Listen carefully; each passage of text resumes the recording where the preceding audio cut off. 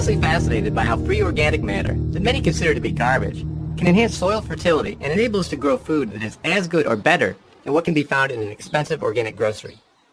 And I have to admit that part of my fascination comes from the fact that this so-called trash has made it possible for us to grow everything from turnips to tomatoes without spending hard-earned money on store-bought fertilizers. We've been collecting free organic matter for our garden for years, but last year we stepped up our efforts considerably in anticipation of having to fill several new raised beds. In addition to the food scraps, used coffee grounds, autumn leaves, and yard waste we were already collecting, we also collected spent brewery grains, horse manure, and straw. I'm happy to say that our efforts paid off and that we had enough compost, worm castings, and mulch to fill 5 new raised beds.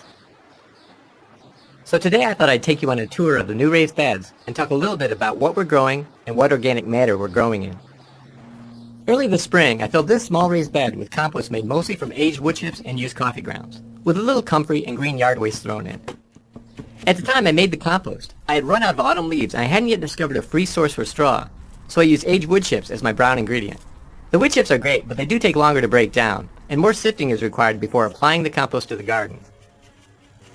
I planted sunchokes in the compost without adding any other amendments.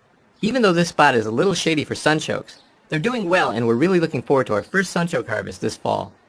To maximize our use of space in our small garden, I also planted radishes in the bed, and we've been enjoying them for the last couple of weeks. We used the same compost in our blueberry bed as well, but also added acidic soil amendments because blueberries like a pH of around 5. Again, to maximize our limited space, I also planted Parisian carrots in the bed. Because most of the acidic amendments are concentrated around the blueberry plants, I'm hoping that the pH won't be too low for the carrots, which do well in a pH as low as 5.5. I talked about our potato bed in my last video, so I won't go into too much detail here, but I would like to show you how much they've grown in just the past 4 days or so. The potatoes were planted and hilled in a mulch of free organic matter, including leaves, worm castings, compost, used coffee grounds, comfrey, and eggshells, and we couldn't be happier with the results. Now let's take a look at our field trial beds. Whether we're talking about the control, rock dust, or biochar group, these beds probably have the richest soil in the whole garden. I say this for a couple of reasons. First, the compost has a more diverse variety of ingredients, including autumn leaves, straw, aged wood chips, horse manure, used coffee grounds, spent brewery grains, comfrey, grass clippings, yard waste, and kitchen scraps. Second, and perhaps more importantly, 16 pounds of worm castings were added to each 4x4 bed. The greens in these beds are doing amazingly well, especially the collards, which are growing so fast they're shading out the other plants. The tomatoes are doing well too, but should do even better now that they're finally growing taller than the greens and getting more sun. The only plants that are struggling a bit are the peppers, which were set back by an aphid infestation in the grow room and have been shaded out by the massive collard greens. We'll give the peppers a helping hand by harvesting the collards more aggressively so they can get more sun. Finally, let's take a look at what will be our new perennial bed. Just as I was planning to build the bed, we noticed these volunteer purple Peruvian potatoes coming up. We love these potatoes and don't want to disturb them, so we've delayed and altered our plan for the perennial bed. As you can see, I partitioned it into 3 sections using old tree branches supported by rebar.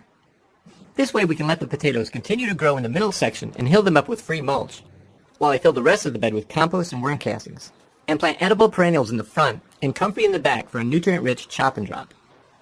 So far I've planted French sorrel in the front section, but we'll also plant Good King Henry there. After we harvest the potatoes, I'll top off the middle section with compost, worm castings, and sand, and plant sea kale. I'll pull out the rebar, but we'll probably keep the tree branches in the garden as a long-term source of nutrients.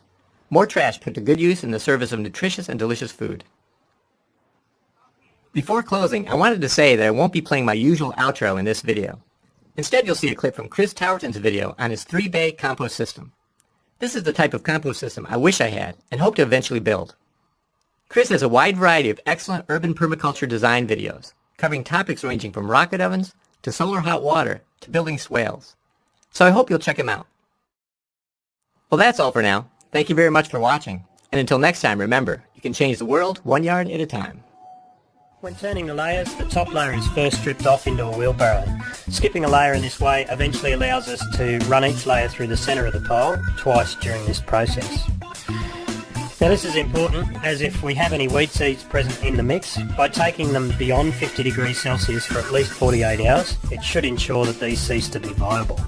As the compost progressed along, we took manual readings for each pile during each day, so it's actually real data that drives these thermometers. Now we ordinarily would have pulled the pin around the 60-day mark, But seeing as how we didn't have new material waiting to be composted, we've